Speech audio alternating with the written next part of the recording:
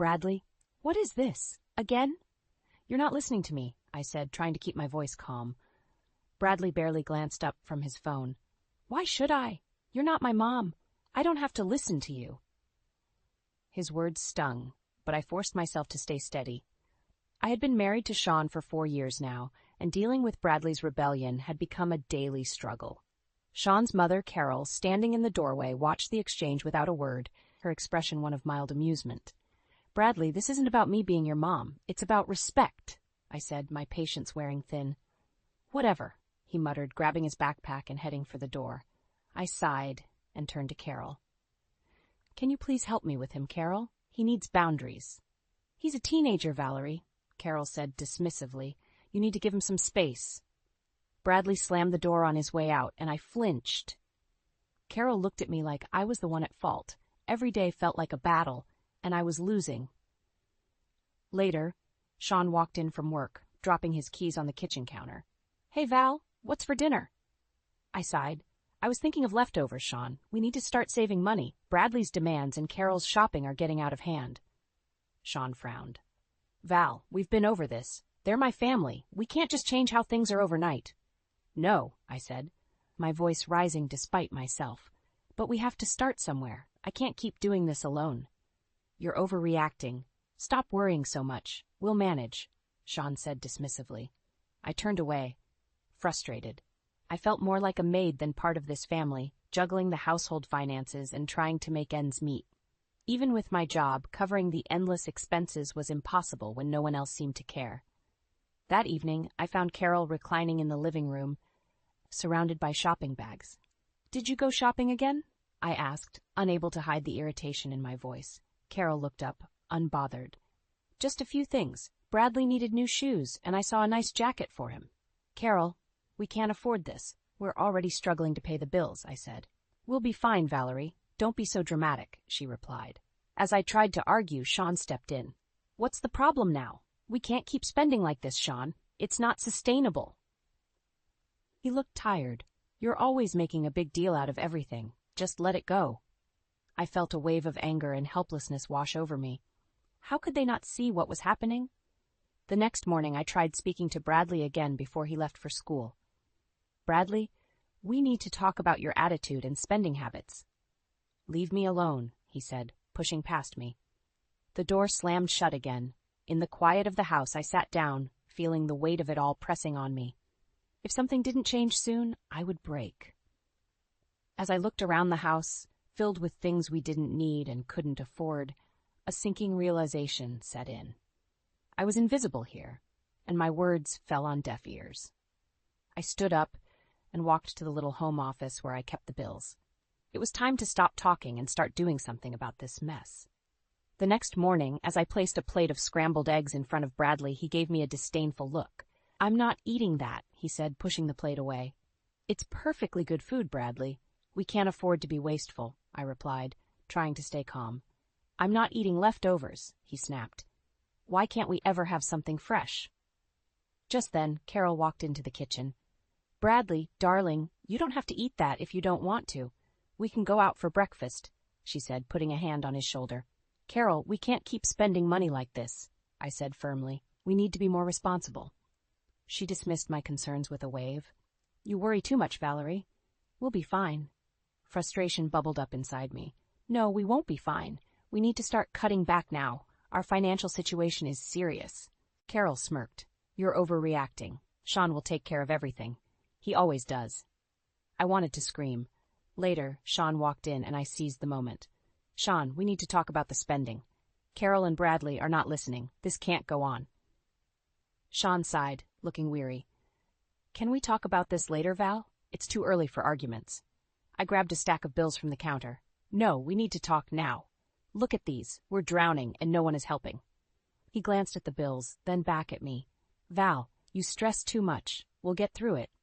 How, Sean? By ignoring the problem and hoping it goes away? We need to set limits, and it starts with Bradley and Carol. He rubbed his temples. I'm tired, Val. Just let it go for now. Fuming, I left the kitchen, feeling more isolated than ever. No one was listening. That evening, I tried to talk to Bradley again while he was playing video games. Bradley, can we talk? He didn't even pause the game. About what? How you're going to tell me to stop having fun? This isn't about fun, Bradley. It's about responsibility. We need to work together as a family. Whatever, Valerie, he said, eyes glued to the screen. Bradley, this is serious. We need to make changes. Your behavior affects everyone. He finally looked at me, irritation clear on his face. I'm not changing for you. Deal with it. As I walked away, I passed Carol, who had been listening. You need to stop pushing him, Valerie. You're making things worse. I'm trying to help. We can't keep pretending everything is fine. You're the one causing problems, she said coldly before turning away. The days passed and the tension in the house grew thicker. One afternoon, I found Carol in the living room, arranging a pile of shopping bags. Carol, more shopping? We've talked about this. She shrugged, not bothered. Bradley needed new clothes. He's a growing boy. That we can't afford new clothes constantly. There are more important things we need to focus on. Sean said it's fine, she replied nonchalantly. Infuriated, I cornered Sean that night after dinner. Sean, enough is enough. We need to set boundaries. He looked exhausted and annoyed. What do you want me to do, Val? They won't listen to you, and they won't listen to me either. Then we'll sink. Is that what you want? I asked, my voice trembling. Sean didn't have an answer. As I watched him retreat into silence, something broke inside me. If they wouldn't change, maybe it was time I did. Ever since our last argument, a heavy silence filled the house. That silence broke when I walked into the living room one afternoon and saw Bradley tearing open a large box. What's that? I asked, already dreading the answer. Bradley's eyes lit up. A new gaming console. Grandma bought it for me. My heart sank. How could Carol keep doing this? I turned to find her standing in the doorway, her expression smug.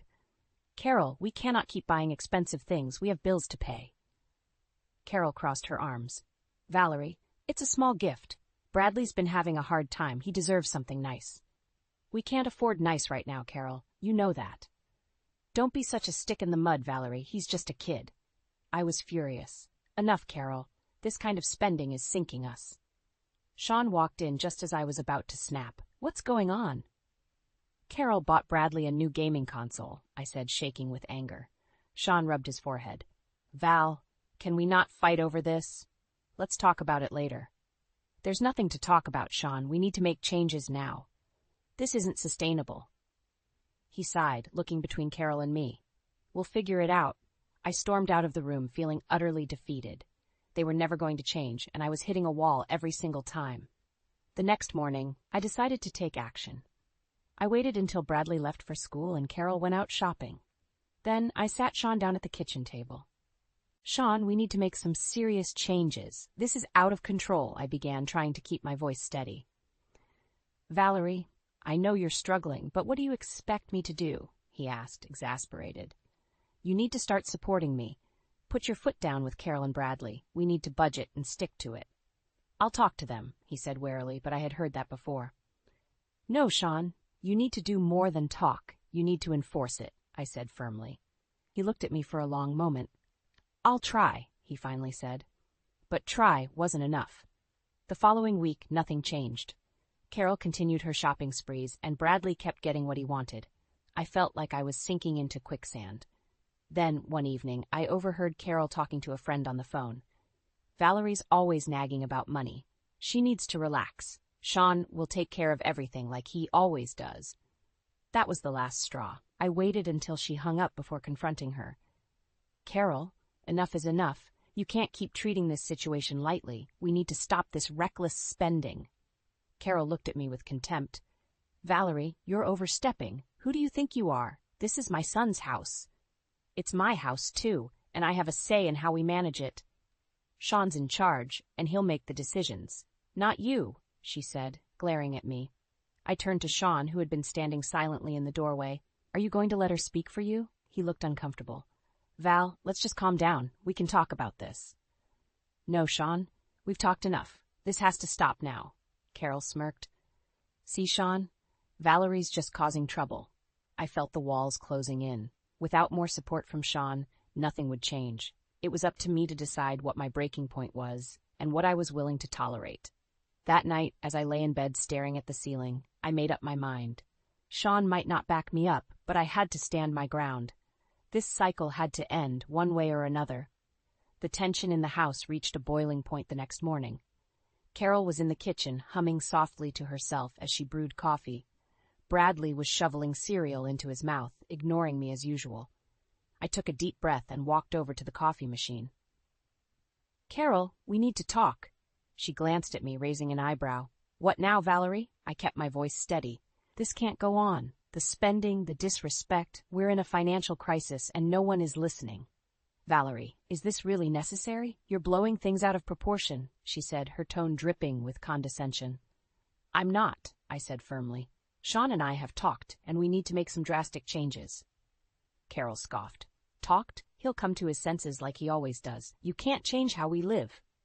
"Actually, I can," I replied. "I'm not moving into the new house. This has gone too far. I've had enough." The room went silent. Even Bradley looked up from his cereal.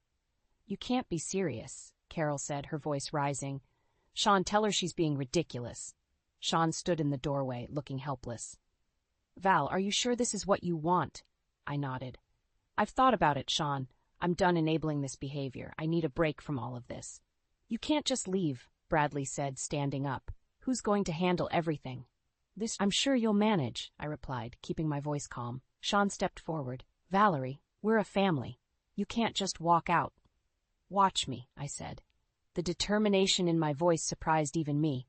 That night, I packed my bags. Every creak of the suitcase zipper sounded louder in the quiet house. Sean came into the bedroom and sat on the edge of the bed. "Val, please reconsider. We can make things better. I've given it 4 years. Nothing's changed. I need to take care of myself now." "How can you do this to us? To me?" His voice broke, and for a moment I saw the vulnerability in his eyes that I'd fallen in love with. But it wasn't enough to hold me back this time. "I'm doing this for me, Sean. I need space, and I need peace." With my bags packed, I stood at the door. Bradley stormed past me, his face twisted with anger. "You're just a quitter," he spat. I ignored the sting of his words and walked out, feeling a strange mix of sadness and relief. In the new apartment, the silence was different. Peaceful, almost welcoming. As the days went by, I started to find a rhythm, a sense of self that had been lost in the chaos. Back at the old house, things began to unravel. I received a call from Sean late one evening. "Valerie, we need you. Things are falling apart here." His voice was laced with panic. "You need to handle it, Sean. I've done my part. Please, can you at least think about coming back?" "I can't, Sean. You need to face the consequences of your choices. I need to move on." As I hung up the phone, I felt a weight lift off my shoulders. For the first time in years, I slept soundly, knowing I had finally taken control of my life. I closed the door to my new apartment with a sense of resolve. The place was small but clean, a blank canvas ready for a fresh start. I began to unpack my life, each item a reminder of what I had left behind. Sean's calls were increasingly desperate. "Val, we can't manage without you. The bills are piling up. The house is a mess," he confessed during one of our conversations. "Sean, you need to step up. I can't keep saving you." I replied firmly. Weeks turned into months, and I settled into a new routine. I found solace in the simplicity of my new life. Carol's incessant calls were easy to ignore, each one more shrill and panic-stricken than the last. One morning, while I sipped my coffee, I received a knock on the door.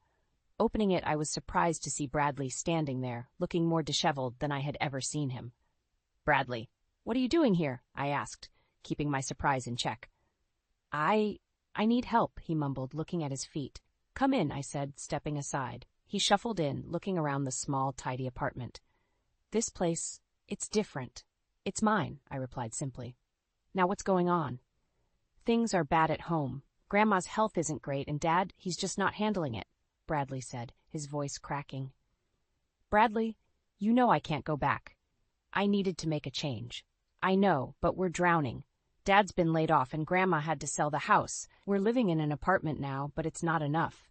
I dropped out of school to work." I felt a pang of sympathy, but kept my expression neutral. "Bradley, that's not the answer. You need to take responsibility, but not like this." He looked at me, eyes pleading. "What should I do then? How do I fix this?" "You start from the bottom, Bradley. Get a job, finish your education, and understand what it means to be responsible. It takes time, but it's the only way." I know I treated you horribly. I was wrong. I need to make things right, but I don't know how, he confessed, tears welling up in his eyes. You took the first step by coming here. The rest is up to you. If you need guidance, I'm here. But I won't solve your problems for you. Bradley nodded, wiping his eyes. Thanks, Valerie. I'll work on it. As he left, I felt a strange sense of closure. The boy who had once been my greatest source of frustration was now seeking my guidance. It wasn't revenge I wanted, but change, and it seemed like it was finally starting to happen. Later that evening, I picked up my phone and dialed Sean. Hey, we need to talk. Val, I miss you. We need you. I need you. His voice was barely above a whisper. I can't come back, Sean, but I wanted to check in. How's Bradley? He's trying. He's working and planning to go back to school. I think your leaving was a wake-up call for all of us. I'm glad to hear that, but Sean, you need to learn to manage without me. I know, I'm learning, slowly, but I am. As I hung up, I felt a sense of accomplishment. My departure had forced change, real change. It wasn't instant, but it was happening. A small smile crept onto my face. The journey wasn't over, but for the first time I felt like I had made a real difference. As weeks turned into months, I heard less from Sean and more about their struggles through mutual friends. It seemed reality had finally caught up with them. One evening, I got a call from an old friend who had run into Sean at the grocery store. Valerie, I saw Sean today. He looked terrible, asked if you knew he lost his job, she said. The news hit me, but I stayed calm. Thanks for letting me know. How's Bradley? Doing his best. From what Sean said, working part-time and trying to finish school, she replied. Good to hear, I said, trying to mask my concern. The next day I got a call from Sean himself. His voice was strained. Valerie, things have gotten worse. I don't know what to do. What happened, Sean? I got laid off, Val. We can't keep up with the expenses. Carol's health is declining and Bradley's trying, but it's not enough, he said, defeat ringing in his tone. This was never supposed to happen, he continued. I thought we could handle this. Sean, you have to take control. Talk to your mother. Set boundaries. It's the only way. But she won't listen to me. She never did. She has to now, or you'll all suffer the consequences, I replied firmly. I'll try, he said, though he didn't sound convinced. Time passed and the storm continued to rage at their end. One evening I decided to take a walk. Fresh air always cleared my mind. As I passed by my old neighborhood, I saw Bradley working at the local car wash. He looked worn out but focused. Hey, Bradley, I called out. He looked up, surprised but pleased to see me. Valerie, hey. How's it going? I asked, genuinely curious. It's tough, he admitted, but I'm managing, trying to save up and finish high school. I'm proud of you for sticking it out, I said. Thank you, he replied, gratitude in his eyes. I realized I took a lot for granted. I should have listened to you sooner. It's never too late to change, I said. Keep working hard and things will get better. He nodded, determination etched on his face. I will. Walking back, I felt a strange mixture of emotions. I cared for them, but I also knew they needed this struggle to truly understand the value of responsibility. A few nights later, I received another call from Sean. This time, his tone was desperate. Val, Carol's health is really bad. We had to sell the house and move into a small apartment. It's all falling apart. I'm sorry to hear that, Sean. You two made choices that led to this, I said, trying to stay firm but compassionate. Can you help, Val? Please. I don't know what else to do, he pleaded. You need to face this, Sean. Learn from it. I see that now. I see how much we relied on you, but it's too late, he said softly. You can still turn things around. Focus on Bradley and make things right with him. I will. Thank you, Val. As we ended the call, I realized their downfall was the wake-up call they needed. It was painful to see them struggle, but necessary for true change. They had to experience the consequences of their actions to learn and grow. Despite the chaos, I felt a sense of hope. Perhaps this was the beginning of a new chapter for all of us, one filled with hard-earned lessons and the promise of a better future. I was in the middle of organizing my apartment when my phone rang. I almost didn't answer it, but the name on the screen caught my eye. Sean. Valerie, I hate to ask, but I really need your help, he said, voice strained. What happened now? I asked, bracing myself. We're being evicted. I don't know where else to turn. He admitted. I took a deep breath. Sean, you ignored my warnings for years. Why do you expect me to help now? Please, Val, I've realized how much you did for us. We can't manage without you. You chose to ignore me, Sean. You need to face the consequences. But what about Bradley? He needs stability, he pleaded. I closed my eyes, considering. Bradley is trying to make things right, but you have to lead by example, Sean. I'll do anything. Just help us get back on our feet, he said, desperation clear in his voice. I'll think about it, but understand this, Sean. I won't be your crutch anymore. We hung up, and I felt a mix of emotions. Part of me wanted to rush in and fix everything, but I knew that wouldn't help them in the long run. A week later, I got another call from Sean. Valerie, we've found a small place we can afford, but I need a loan for the deposit. Can you help?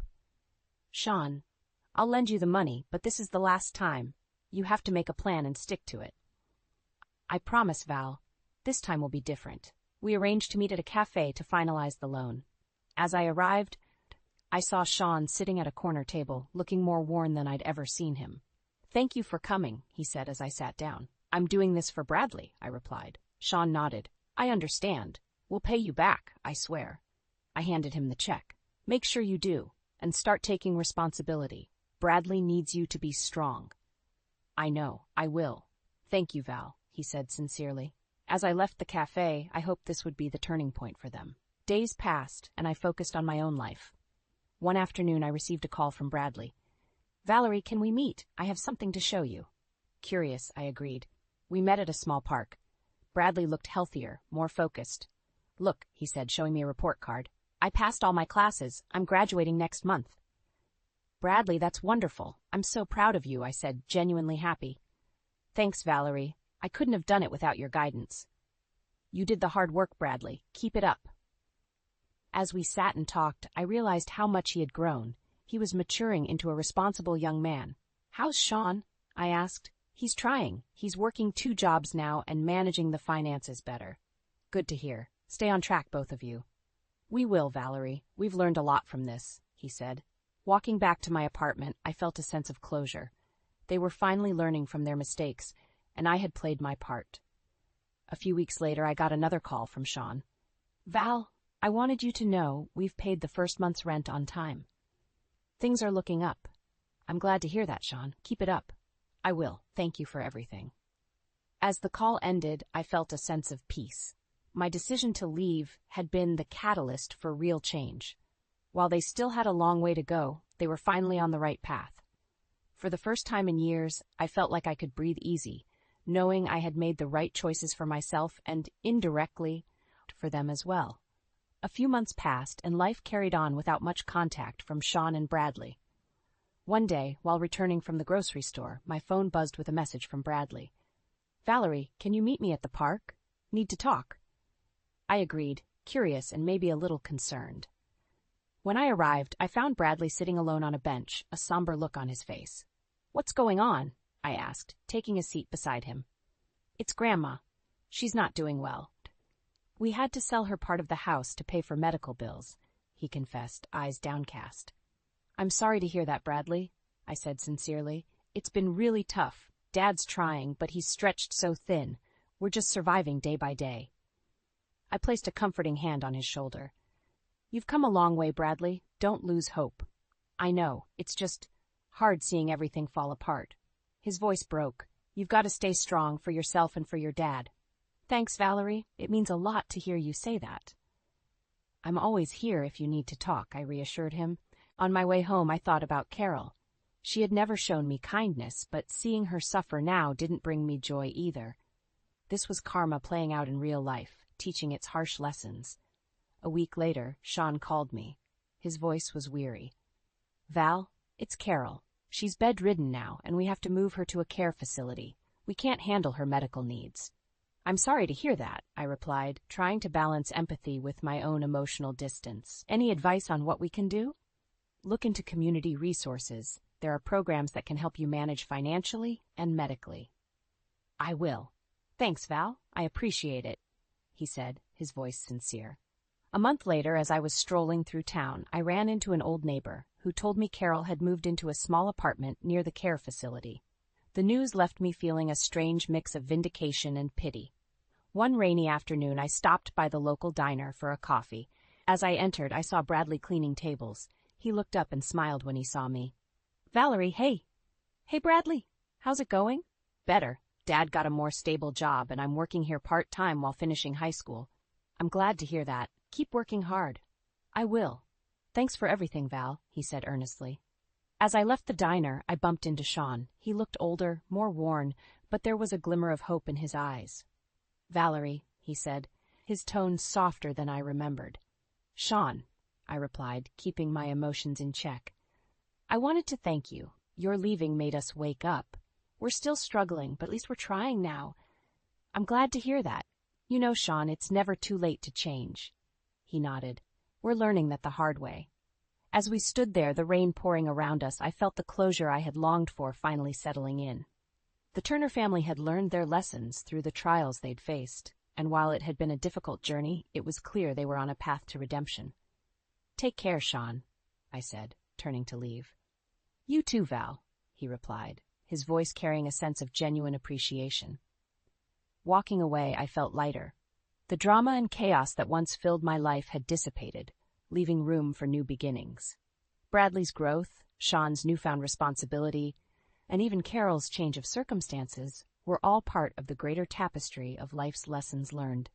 For the first time in a long while, I felt at peace, knowing my decisions had steered not just me, but all of us towards a better future.